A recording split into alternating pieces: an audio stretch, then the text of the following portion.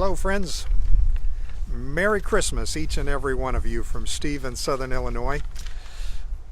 I've heard from my friends in New Zealand who have already celebrated yesterday, which was today. It really gets confusing when you have a global presence. Here in Southern Illinois, it's no longer cold. Temperatures are brushing up to 70 today, and as a consequence, the wind is blowing like crazy.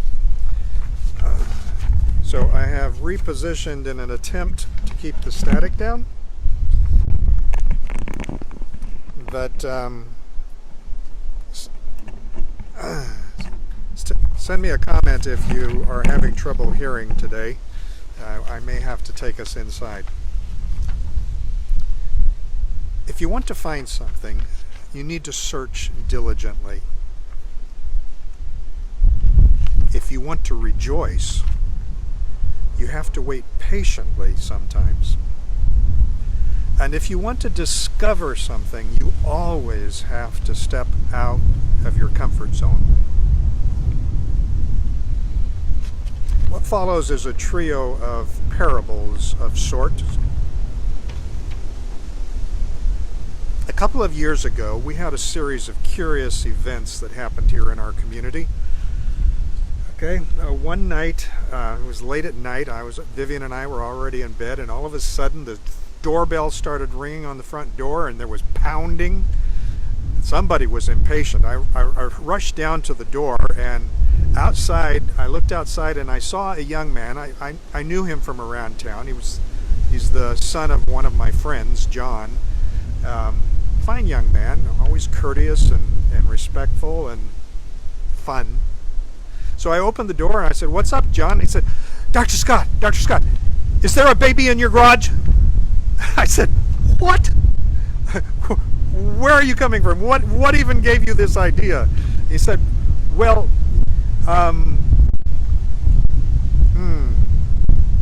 okay, I'm going to take us inside, okay? So just walk with me here. Thank you, Jenny. It sounds like we are not going to be able to do this outside today.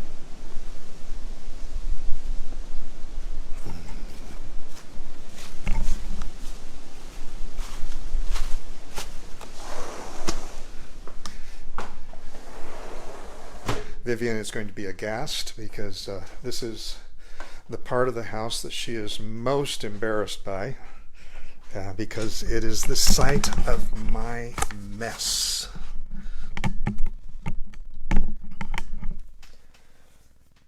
But it will be silent here. So, John, is there a baby in your garage? Whatever gave you that idea? He said, "Well, my buds and I, we were down at the river doing some night fishing, and all of a sudden this bright light appeared over our campfire, and this voice told us that we had to go look for a baby that was going to be born, and we would find him in a garage here in town, and he was like going to fix everything that's wrong with this world." And then the whole sky lit up, and about this time I said, John, hold on. Calm down. Sounds like you and your buds had one too many tonight, and or you got some bad juice, or somebody's pranking you really bad. Whichever, okay, you go figure that out, okay? But I'm going to say goodnight here, and with that, I closed the door. And as I turned out the light, I saw him leap off the porch and race across the yard to our neighbor's house. Climbing back into bed, I said to Vivian, "You are not going to believe what just happened." And she just groaned at me, "Morning." She didn't want her sleep interrupted any more than it already had been. A few weeks later in church, there was a baby dedication. This was a family I didn't know. It turned out that they had been traveling, and she had gone into labor unexpectedly or expectedly, I don't know. And they delivered here at our local hospital, and and they were staying in a hotel here until she and the baby were stable for travel. Well, the pastor said some nice words and had the usual prayer, and things were wrapping up on the dedication when all of a sudden these two elderly people, a man and a woman, stood up out of the congregation and kind of hobbled and thumped their way to the front of the church. And the man very courteously asked the mother if he could look at the baby. And we all watched there, mystified, as he carefully unwrapped the blanket and held the baby up and stared at it.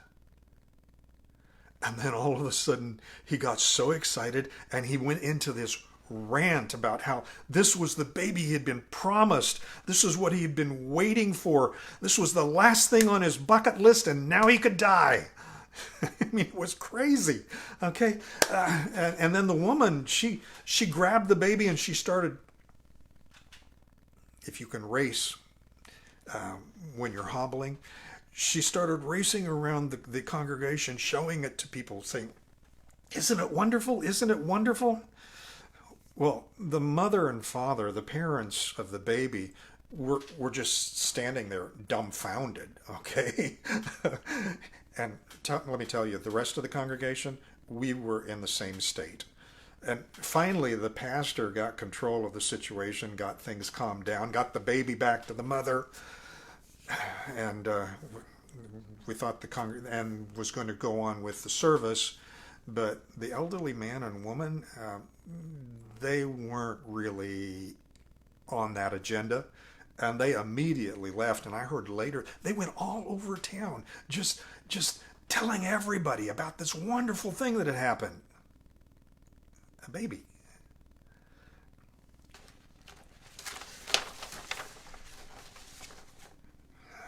As far as I'm concerned, they probably are missing a few marbles.